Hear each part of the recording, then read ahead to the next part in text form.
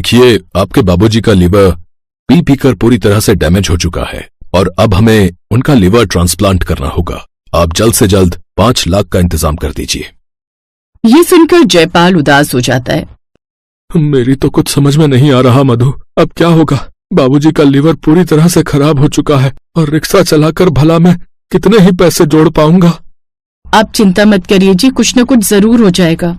कितनी बार कहा था इनसे शराब मत पियो, ये सेहत के लिए हानिकारक होती है, लेकिन उन्होंने मेरी एक नहीं सुनी। चुप हो जाइए माँ जी, एक दिन बाबूजी पूरी तरह ठीक हो जाएंगे। सारा परिवार एक दूसरे को हिम्मत दे रहा था। जयपाल अगले दिन सुबह सुबह ही रिक्शा लेकर काम पर निकल गया, इस उम्मीद के साथ कि ज्यादा सवारी मिलेंगी तो कमाई ज्यादा होगी। लेकिन सारा दिन मेहनत करने के बाद भी उसके पास मुश्किल से दिन के 400 रुपए ही जोड़ पाते। फिर एक रोज अचानक बाबूजी की मौत हो गई। ये सब मेरे कारण हुआ है। मैं कैसा बेटा हूँ जो अपने पिता को भी नहीं बचा सका। इससे तो अच्छा होता ये मुझे भी अपने साथ ले जाते। नहीं, ऐसा मत कहिए माँ जी, आपको भी कुछ हो जाएगा तो हम लोगों को कौन संभालेगा? अब ऐसे कुछ दिन बीत गए। कुछ समय बाद मधु गर्भवती हो गई। इस खबर से अब सभी घर में बहुत खुश थे। भगवान का लाख लाख शुक्र है कि उन्होंने हमारी सुन ली। बहू, तुझे जो भी खाने का जी करे कह दिया कर, मैं बना दिया करूंगी। उसकी जरूरत नहीं है माँ जी, अभी समय कितना हुआ है, शुरू के 3 महीने में खुद ही कुछ बना लिया करूंगी। धीरे धीरे वक्त बीतता गया और एक रोज जयपाल रिक्शा सड़क पर चला रहा था कि तभी अचानक से पीछे से एक ट्रक ने उसको टक्कर मारी और जयपाल नीचे गिर गया। उसके पैर में गहरी चोट आ गई। इन्हें कम से कम 6 महीने का बेड रेस्ट देना होगा, नहीं तो इनको उम्र भर के लिए पैर से अपाहिज भी होना पड़ सकता है। अब जयपाल पूरी तरह से बिस्तर पर आ गया। घर में जो थोड़ी बहुत जमा पूंजी थी वो उसकी दवाइयों पर भी खर्च होने लगी। साथ ही मधु भी गर्भवती थी। फिर एक रोज, घर में राशन तो बहुत ही कम बचा है माँ जी, सिर्फ 2-3 दिन का ही राशन है। तो फिक्र मत कर, मैं लाला से कुछ राशन उधार ले आती हूँ। कौशल्या पास की लाला की दुकान में राशन के लिए चली जाती है। लाला, थोड़ा राशन उधार दे दो। अरे अब कोई राशन उधार नहीं मिलेगा है, जब तक तेरा बेटा मेरा उधार नहीं चुकाएगा। तू जानता है ना लाला, अपने घर की हालत कैसी है, वो भी चल बसे और अब बेटा भी बिस्तर पर पड़ा है। अरे तो मैं क्या करूं? हैं? मैंने क्या तेरे परिवार को पालने का ठेका ले रखा है? चल अब जा यहाँ से, जब पैसे देगी तभी राशन दूंगा, चल। कौशल्या दुखी होकर घर लौट आई। क्या हुआ माँ जी, लाला जी ने राशन नहीं दिया क्या? नहीं बहू, उसका कहना है कि जब तक उसका कर्ज नहीं चुकाएंगे तब तक वो हमें उधार नहीं देगा। अब क्या होगा माँ जी, घर में जो पैसे थे वो भी खत्म हो रहे, अब हमें कुछ न कुछ काम करना ही पड़ेगा। माँ जी, मैं सोच रही थी क्यों ना मैं कहीं साफ सफाई का काम पकड़ लूं। नहीं बहू, इस हालत में तेरा यूं बाहर जाना ठीक नहीं। वैसे भी बड़ी मुश्किल से ये खुशियां हमारी झोली में आई हैं। तू घर पर रहकर अपना और जयपाल का ध्यान रख, अब बाहर जाकर काम मैं ढूंढती हूँ। माँ जी, आप और काम, वो भी इस उम्र में?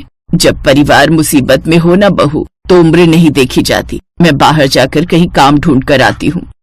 बूढ़ी कौशल्या काम की तलाश में निकल पड़ती है। वो लोगों के घरों में जाकर काम ढूंढती है। मेरा नाम कौशल्या है, मेरे लायक कोई काम मिल जाएगा? साफ सफाई, झाड़ू पोछा, कुछ भी काम चलेगा।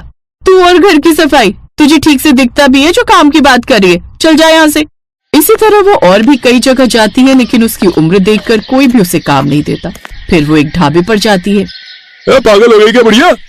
तेरा एक पैर कब्र में है और तुझे काम चाहिए है? अरे क्यों बेकार में टाइम वेस्ट करिए, चल जा यहाँ से, चल। कौशल्या को कहीं भी काम नहीं मिलता। वो उदास होकर घर आ जाती है। क्या हुआ माँ जी, कहीं काम मिला? नहीं बहू, मेरी उम्र को देखते हुए कोई भी मुझे काम नहीं दे रहा। पता नहीं अब घर कैसे चलेगा।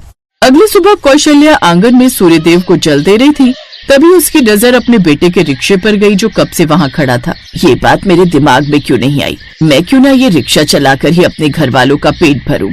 वैसे भी अब तक इसी के कारण तो हमारा घर चल रहा था। बस फिर क्या था, कौशल्या ने आव देखा न ताव और वो रिक्शा उठाकर निकल पड़ी।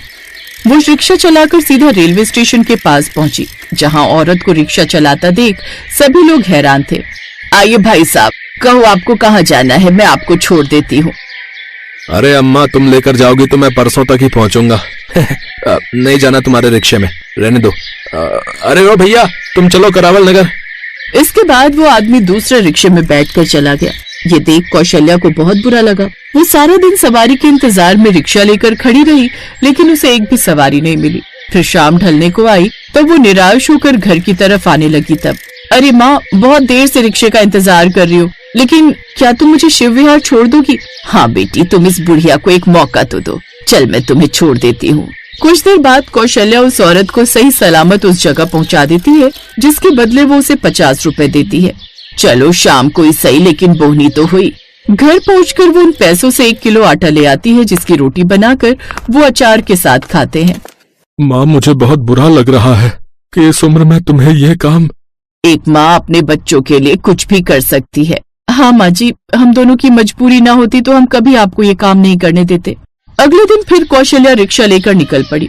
धीरे धीरे उसकी जान पहचान रोज आने जाने वाली सवारियों से हो गई और अब उसके पास भी खूब सवारियां आने लगी। कौशल्या ने अपने घर का खर्च चलाया, साथ ही अपने बेटे और बहू की दवाइयों का खर्च भी उठाया। कुछ महीनों बाद जयपाल भी पूरी तरह ठीक हो गया और अब उसने फिर से रिक्शा चलाना शुरू कर दिया।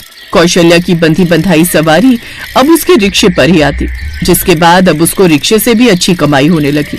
फिर कुछ समय बाद मधु ने बहुत ही प्यारे बेटे को जन्म दिया। अब वो सब खुशी खुशी एक साथ रहने लगे।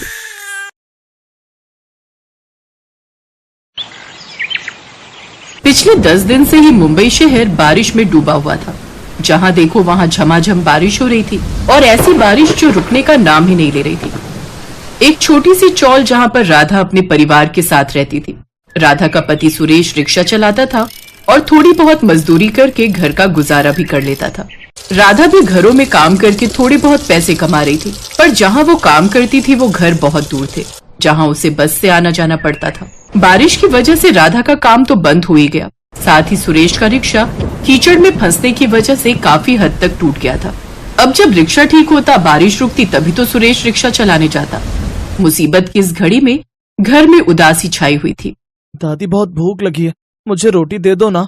दादी, मम्मी कहाँ गई है? सुबह से वापस नहीं लौटी। माँ, राधा कहाँ गई है? कुछ बताकर नहीं गई क्या? बोल रही थी लाला से राशन लेने जा रही हूँ, थोड़े पैसे रखे थे, सोच रही थी उन पैसों से थोड़ा राशन ले आएगी। तभी राधा आ जाती है। राधा बारिश में पूरी तरह से भीगी हुई थी, उसकी साड़ी पर कीचड़ लगा था।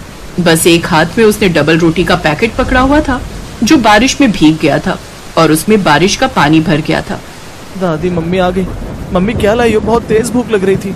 राधा, तू राशन नहीं लाई? नहीं माँ जी, लाला ने राशन नहीं दिया। जो पैसे मैंने उसको दिए थे उसने वो पिछले उधार के कहकर ले लिए। बड़ी मुश्किल से बार बार कहने पर ये 10 रुपए वाली एक डबल रोटी ही दी, पर बारिश तेज थी तो ये भी गीली हो गई। मैं तवे पर सेक देती हूँ, ज्यादा पानी अंदर गया नहीं होगा। कैसा बेशरम है ये लाला, किसी की मजबूरी भी नहीं समझते ये लोग। कुछ दिन रुक जाता तो इसका क्या बिगड़ जाता? बताओ तो, जो थोड़े बहुत पैसे तू लेकर गई वो भी ले लिए उसने। मुसीबत के समय बहुत कम लोग होते हैं जो काम आते हैं, और ऐसे लोग फरिश्ते होते हैं जिन्हें भगवान धरती पर भेजते हैं। पता नहीं हमें ऐसा कोई फरिश्ता कब मिलेगा जो हमारी मदद करेगा। माँ, ये सब किताबें और कहानियों में होता है। रिक्शा बाहर टूटा पड़ा है, लाला उधार नहीं दे रहा। किसी से मदद मांगने भी जाऊंगा तो कोई मदद नहीं करने वाला। कहाँ काम ढूंढूं? बारिश रुकी तो रिक्शा जुड़वाने के लिए जाऊं, कहीं मजदूरी करने जाऊं, पर मजदूरी भी कैसे करूं? पानी सड़कों पर भरा हुआ है, हर कोई अपनी दुकान बंद करके बैठा है, कहीं भी मजदूरी का काम नहीं मिल रहा। सुबह से 4 चक्कर लगा चुका हूँ। चिंता मत कर मेरे बेटे, सब ठीक हो जाएगा। भगवान पर विश्वास रख, वो सब ठीक करेंगे। अगली सुबह राधा जल्दी उठ गई। वो बहुत चिंता में थी। वो घर से काम की तलाश में जाने लगी। तभी उसकी सास ने उसे रोक दिया। राधा, क्या हुआ बहू? तुम तैयार होकर कहाँ जा रही हो? माँ जी, कुछ न कुछ तो करना ही पड़ेगा, मुझे काम ढूंढने के लिए जाना ही होगा। ऐसे नहीं हो पाएगा, इनकी भी तबीयत ठीक नहीं है, बच्चे भी कुछ न कुछ खाने को मांग रहे हैं, घर में कुछ भी नहीं रखा। देखो बहू, मैं तुम्हें अकेले नहीं जाने दूंगी, मैं तुम्हारे साथ चलूंगी। सुरेश अभी दवाई लेकर सोया है, बच्चे भी खेल रहे हैं, तू और मैं चलते हैं, कुछ न कुछ जुगाड़ तो कर ही लेंगे। राधा और उसकी सास बिमला काम की तलाश में निकल पड़ती है। बारिश तेज हो रही थी, साथ ही सड़कें पानी और कीचड़ से भरी हुई थी। चलते चलते अचानक बिमला कीचड़ में फिसल जाती है। उसकी सारी साड़ी खराब हो जाती है, शरीर और चेहरे पर भी कीचड़ लग गया था। राधा ये देखकर घबरा जाती है। अचानक एक कार उनके पास में आकर रुकती है। उसमें से एक सज्जन व्यक्ति जो थोड़े बुजुर्ग थे बाहर निकलते हैं। अरे अरे बहन जी, आप ठीक तो हैं? मैंने देखा अचानक से आप कीचड़ में फिसल गए। हाँ हाँ भाई साहब, मैं ठीक हूँ। पता नहीं कीचड़ में गड्ढा था, तभी पैर फिसल गया। बारिश में ये गड्ढे दिखाई ही नहीं देते। मैं आप दोनों को गाड़ी में घर तक छोड़ देता हूँ। आओ बेटा, माताजी को लेकर गाड़ी में आ जाओ। बहुत बहुत धन्यवाद अंकल जी। अंकल, हमें घर तक छोड़ देंगे? भाई साहब, कीचड़ से आपकी गाड़ी खराब हो जाएगी, हम लोग चले जाएंगे। कैसी बातें करती हैं बहन जी, गाड़ी की कीमत किसी व्यक्ति से अधिक थोड़ी है, और इस हालत में आपकी मदद करना मेरा कर्तव्य है।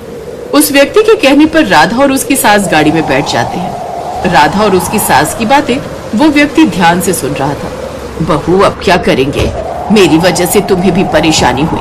हम दोनों घर से काम की तलाश में निकले थे और देखो मैं कीचड़ में गिर गई और हम कहीं काम भी नहीं ढूंढ पाए। अब घर में चूल्हा कैसे चलेगा? सुरेश की दवाई भी तो लानी होगी तुम्हें। हे भगवान, हमें ये दिन क्यों देखना पड़ रहा है? माँ जी, अब तो वैसे भी शाम होने वाली है। इस टाइम दोबारा कोई काम भी जाऊंगी ढूंढने तो वो भी नहीं मिलेगा। आज रात भी हमें भूखा ही सोना होगा। मोहनलाल नाम का वो व्यक्ति अब तक सब कुछ समझ चुका था। जब उसने राधा और उसकी सास को चौल में छोड़ा तो वो दंग रह गया कि राधा और उसकी सास बहुत गरीब हैं और एक टूटी हुई झोपड़पट्टी में रहती हैं। बहन जी, मैंने आप दोनों की बातें सुन ली हैं। वैसे तो मेरे साथ बहुत लोग काम करते हैं, पर पूड़ी आलू बनाने के लिए कोई अच्छा कारीगर नहीं मिल रहा। क्या आप दोनों पूड़ी आलू बना सकते हो? बारिश की वजह से कारीगर मिलना बहुत मुश्किल है। आप तो जानते ही हो, बारिश की वजह से बहुत परेशानियां चल रही हैं। लोग जगह जगह भंडारे करवा रहे हैं, इसीलिए मेरी कंपनी ऑर्डर पर खाना बनाकर भेजती है। मुझे भंडारे में बनाने के लिए रोजाना पूड़ी आलू बनवाने हैं। आप दोनों को काम मिल जाएगा और मेरा भी काम हो जाएगा। हाँ हाँ, क्यों नहीं अंकल जी, माँ जी और मैं पूड़ी आलू बना देंगे। हम तो वैसे भी काम ढूंढ रहे थे, अगर आप काम दे देंगे तो बहुत अच्छा रहेगा। तो ठीक है, मैं आपको ये एड्रेस दे रहा हूँ, अब यहाँ पहुँच जाना और वहाँ आपको और भी कारीगर मिल जाएंगे, वो आपको सब कुछ समझा देंगे। राधा और उसकी सास की थोड़ी चिंता दूर हो गई थी, अब उन्हें काम मिल गया था। राधा और बिमला दोनों मोहनलाल के बताए हुए पते पर पहुंचती हैं। राधा और उसकी सास बहुत ही बढ़िया आलू पूड़ी बनाकर तैयार करती हैं। उन दोनों के हाथ के बने हुए पूड़ी आलू सबको बहुत पसंद आए थे। मोहनलाल उन्हें मेहनत के पैसे देता है। देखिए बहन जी, आप दोनों ने बहुत मेहनत से आलू पूड़ी बनाए। मुझे आप दोनों का काम बहुत अच्छा लगा है, इसीलिए मैंने और मेरी टीम ने सोचा है कि जो भी खाना बनाने का काम आएगा उसमें आलू पूड़ी आप दोनों ही बनाएंगे। और अब आप दोनों चिंता मत करो, आप दोनों का काम सही हो जाएगा। और हाँ, सुरेश को बोलना, उसके लिए भी मेरे पास बहुत काम है, मैं उसे भी काम पर लगा लूंगा। आप तीनों मिलकर काम करना, फिर धीरे धीरे आपकी सारी आर्थिक समस्या दूर हो जाएगी। राधा और बिमला की खुशी का ठिकाना नहीं था। उनके साथ साथ सुरेश भी काम पर लग जाता है। मोहनलाल जी, आज तक मैं यही सोचता था कि भगवान के द्वारा भेजे फरिश्ते किस्से और कहानियों में होते हैं, पर आपके रूप में आज साक्षात हमने फरिश्ते को देखा है। सुरेश की आंखों में आंसू आ जाते हैं, साथ ही राधा और बिमला भी रो पड़ती हैं। अरे नहीं नहीं बेटा, सब भगवान ही करते हैं, मैं कोई फरिश्ता नहीं हूँ। मैं तो धरती पर बस अपना कर्म कर रहा हूँ। बस मेहनत करो, देखना भगवान तुम्हें और भी ऊंचाइयां देंगे। जीते रहो बेटा। उसके बाद से राधा और बिमला ने मोहनलाल के पास पूड़ी आलू बनाने का काम संभाल लिया और सुरेश भी मोहनलाल के पास काम पर लग गया। मेहनत का फल उन्हें मिल गया। कहते हैं, जब व्यक्ति में कुछ करने का दृढ़ निश्चय हो तो मौसम भी उसका कुछ नहीं बिगाड़ सकता, भले ही गर्मी, सर्दी या फिर भयंकर बारिश ही क्यों ना हो।